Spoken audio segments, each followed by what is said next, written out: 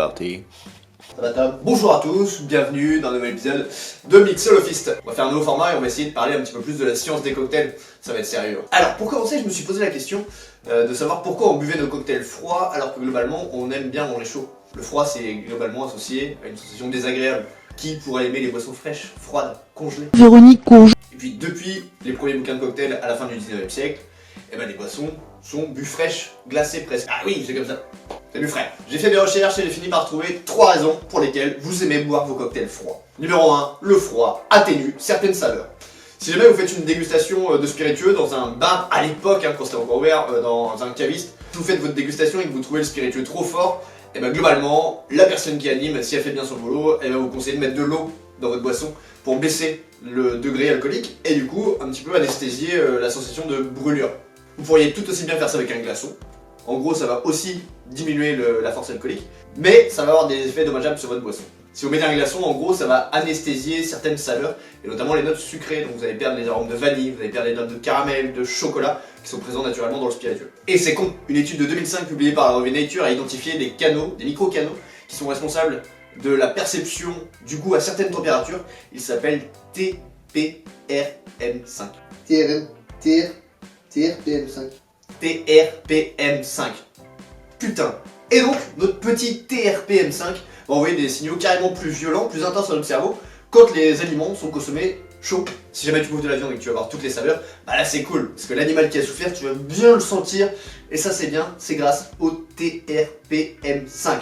Mais par exemple, pour les crèmes glacées, qui sont ultra blindées de sucre, bah là du coup, c'est moins grave, puisqu'on va les manger glacés, oui. Et du coup, vu qu'on les mange glacés, on n'aura pas la perception de sucrosité qui est abondante. Et c'est cool, mais si ta glace se réchauffe, si tu la prends à température ambiante, si elle a fondu, et là du coup ça va devenir super écœurant. Parce que le sucre, on aura la vraie sensation de la quantité de sucre. Et ça, c'est grâce au TPRM. C'est chiant comme nom, TRPM5, sérieux?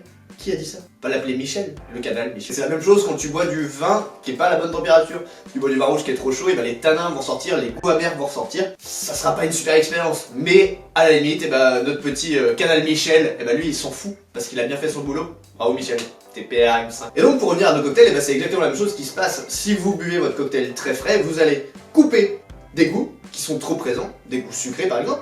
Et vous avez aussi diminué la sensation de brûlure de l'alcool. Et ça, c'est ouf, c'est dû parce que le récepteur qui capte la sensation d'éthanol, d'alcool, c'est le même qui capte le principe actif des piments, la capsaïcaïne. Et du coup, si tu anesthésies ça, du coup, tu vas moins ressentir la sensation de brûlure. Magique. Si on prend un exemple très concret, le Negroni par exemple. C'est un gros classique, tout le monde le connaît, on est sur gin, sweet vermouth et Campari. Gin, alcool. Sweet vermouth, alcool et sucre. Campari, alcool, sucre. Si tu le bois à température ambiante, il va pas être bon. Parce que le gin ça va être trop fort, ça va être trop sucré, ça va être trop suave. Alors que si tu le baisses à la bonne température, ça marche parfaitement et il est royal ce cocktail. Merci, le TRPM5 Canal Michel. Numéro 2, vous buvez frais parce que votre cerveau associe le froid au plaisir. Pas tout le temps. On explique. Des chercheurs de l'université de Cardiff ont sorti en 2013 une étude qui s'appelle, je lis là parce que c'est compliqué, enfin c'est l'anglais qui est compliqué quoi. Cold Pleasure, Why We Like Ice Drinks. Et dans cette étude, il démontre que le froid apaise la soif. La sensation de froid en bouche apaise la soif. Et dans cette étude, en fait, ils ont essayé de comprendre les capteurs du froid et leur utilité. On est rempli de capteurs externes qui sont là pour capter le froid. Partout sur votre corps. C'est dû au fait apparemment qu'on est originaire d'Afrique. D'accord. Et du coup, si on a trop froid, c'est super dangereux pour nous, pour notre petit corps chétif d'humain de merde. Et du coup, comme il faisait chaud, quand t'as un froid qui arrive d'un coup, ça peut mettre ta vie en danger, clairement. Donc, les capteurs extérieurs sont là pour nous prévenir en cas de danger. Mais pour les capteurs internes, ceux qui sont dans votre bouche, c'est complètement différent. Ils seraient juste associés au plaisir. Pour le froid en tout cas. Pour les capteurs du chaud, ce serait juste pour vous prévenir en cas de danger. Voilà, juste si vous mangez trop chaud, ah là là, vite il faut que ça réagisse. Et du coup, les capteurs du froid sont associés à la satiété. Une autre étude de 97 avait déjà mis ça en lumière en faisant un test très simple. En gros, il y avait un panel de participants, des hommes, des femmes, qui étaient privés d'eau pendant 2 heures. Okay. Et au bout de ces 2 heures, certains avaient un verre d'eau de 15 centilitres à 5 degrés, d'autres avaient un verre d'eau de 40 centilitres à 5 degrés, d'autres encore avaient un verre d'eau de 40 centilitres à 22 degrés, et enfin, certains avaient un verre d'eau de 15 centilitres à 22 degrés. Les résultats trop ouf de cette étude, Et bien il montre que ceux qui ont bu le verre d'eau de 15 centilitres à 5 degrés n'avaient plus soif. Alors que ceux qui ont pris le verre de 40 centilitres à 22 degrés avaient toujours soif. C'est complètement contradictif. On dit si tu bois plus, et bah forcément t'as moins soif. Et bah non, si tu bois moins, mais à basse température, et bah ton cerveau, il dit que c'est bon, t'as la dose qu'il faut. L'étude cite aussi en exemple des souris de laboratoire qui, quand elles sont privées d'eau, pour annuler la sensation de soif, bah ils vont se mettre instinctivement à lécher les barreaux de leur cage, qui sont les parties métalliques, les plus fraîches, pour couper la soif. C'est ouf. Le plaisir qu'on a aussi à boire frais pourrait être aussi un acquis de notre évolution. Les chercheurs disent que si tu bois une eau à température ambiante, dans la nature, et ben c'est une eau qui n'est pas en mouvement. Et du coup, une eau qui a stagné. Et du coup, dans l'eau stagnante, et forcément, il y a des bactéries et c'est dangereux pour ta santé. Du coup, l'évolution aurait fait qu'on préférerait boire frais plutôt qu'à température ambiante. Alors évidemment, on boit chaud, on boit froid. On boit chaud, surtout avec une idée de réconfort. Le chocolat chaud de mamie, après avoir été dans la forêt, en forme difficile. Nous avons tendance à boire frais parce que, tout simplement, quand tu bois frais, ton cerveau a l'impression que tu bois plus. Ah oui, et truc rigolo, si vous êtes hydraté par intraveineuse, donc vous êtes branché, on vous hydrate comme ça, et votre cerveau va quand même réclamer à boire. Alors que physiologiquement, t'as pas besoin de boire. Mais il va juste se dire, ah ouais, mais j'ai pas la sensation de frais en bouche. Il lui faut cette sensation dans la bouche pour se dire, ah ouais, ça y est, il a bu. Ça va Thomas? On est bien? On est content? T'as chaud? Alors enlève ton masque, t'es à la maison. Il est gentil Thomas. Raison numéro 3, vous buvez frais parce que vous êtes des bourgeois. Ouais. Bon, désolé pour l'attaque gratuite, hein. Pour justifier cette attaque, on va s'intéresser à un pavé d'histoire qui est super cool. Le commerce de la glace, le commerce des glaçons. Bah oui, parce que si aujourd'hui tous les barman, ils s'acharnent à avoir la glace la plus pure, sans imperfection, que dalle, et au 19e siècle, les gens ils s'emmerdaient juste pour boire avec des glaçons. Ça paraît fou quand même. Et donc, on parle des cocktails, donc on va à la mère patrie des cocktails. C'est les États-Unis, et aux États-Unis, le mec sur qui il faut se renseigner dans ce commerce de glace, c'est Frédéric Tudor. Frédéric Tudor, ça a été un pionnier. Il a monté le premier commerce de glaçons. Le mec était quand même surnommé The Ice King. Nom d'acteur porno. Comment on dit quand il baise un cadavre? Je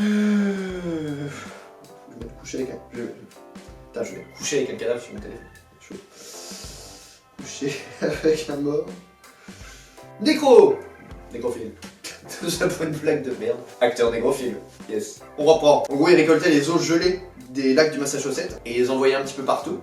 Il a même fini par l'envoyer dans le monde entier. Alors au début, il a galéré évidemment parce qu'il a eu le temps d'avoir les bons process pour conserver la glace. Au début, il galérait un peu. Fredo était nul au début. Il mettait ça avec des copeaux, de la paille, ça tenait pas. Enfin, ses premiers voyages, c'était nul. Genre, il arrivait en bateau et les glaçons avaient carrément fondu quasiment, tu vois. Donc ça coûtait plus cher de transporter un truc qu'il ne pouvait pas vendre. Du coup, il a été endetté, il a même fait de la prison en 1812 pendant 2 ans. Et à la sortie de prison, il a quand même réussi à avoir un prêt. Il a réussi à emprunter 2100 $. Et avec ça, il s'est dit, allez, on s'en balèque un petit peu, on fait les foufous. Il a carrément été livré de la glace en bateau à Cuba. Mais il n'a pas été avec 3 glaçons, il était avec 150 tonnes. Et ça a cartonné. Et à partir de là, il a développé à fond ce commerce. Il a même livré jusqu'en Inde, en bateau, des glaçons livrés en Inde, en bateau. C'est quand même une autre époque et c'est complètement fou. Mais on est quand même très loin d'avoir l'accès à la glace pour tout le monde. Parce que c'est bien beau d'avoir un bloc de glace qui est livré, mais il n'y avait rien pour le tenir au frais. Et du coup, pour pouvoir le tenir au frais, il fallait installer une glacière chez soi. Alors, on parle pas de la petite glacière de pêcheur, on parle carrément d'une salle qui est rajoutée à la maison et qui a un fort pouvoir isolant, qui va pouvoir garder le bloc de glace pendant des mois et des mois. Et donc il n'y avait que la bourgeoisie qui pouvait se permettre d'avoir une pièce à part dans sa maison pour pouvoir conserver des glaçons, évidemment. Et du coup, c'est eux qui pouvaient profiter aussi de boire leur boisson fraîche avec des glaçons dedans. C'était un luxe complètement fou. C'est l'époque où la grosse bourgeoisie du sud des États-Unis va se taper des mines julep à travers la gueule comme ça dans des petits gobelets en argent. C'est vraiment un symbole de réussite sociale, c'est un symbole de richesse en fait de pouvoir boire glacé et aussi un apparat. Et donc pendant longtemps, boire glacé ça a été associé à une réussite sociale, à la bourgeoisie. Si vous buvez un cocktail, n'importe quel type, c'est que vous avez quand même une certaine classe sociale. Alors aujourd'hui le cocktail c'est un petit peu démocratisé, on peut en boire un petit peu partout, tu pourras boire un mojito au PMU à côté de Jojo qui boit son ballon de rosé. Mais à l'époque, pour boire des cocktails, il fallait avoir soit cette glacière chez soi, soit aller dans les palaces. Et forcément, Jojo, avec son petit ballon de rosé, il pouvait pas aller dans les palaces. Et voilà les 3 raisons pour lesquelles vous buvez vos cocktails glacés, frais. Merci beaucoup, n'hésitez pas à me dire ce que vous pensez de ce nouveau contenu. J'ai envie d'en faire un petit peu plus comme ça, il y a plein de sujets à traiter, j'ai envie de savoir pourquoi le Curaçao est bleu, qui a inventé l'Irish Coffee et pourquoi on s'en fout un peu. Plein de questions comme ça auxquelles je vais répondre dans les prochains épisodes. N'hésitez pas à partager, abonner, liker, mettez ça sur votre Skyblog, parlez-en à tous vos copains et copines. Activez la cloche aussi, aimez-vous. Et puis à bientôt. Salut. Et bisous. Et bisous. Et bisous.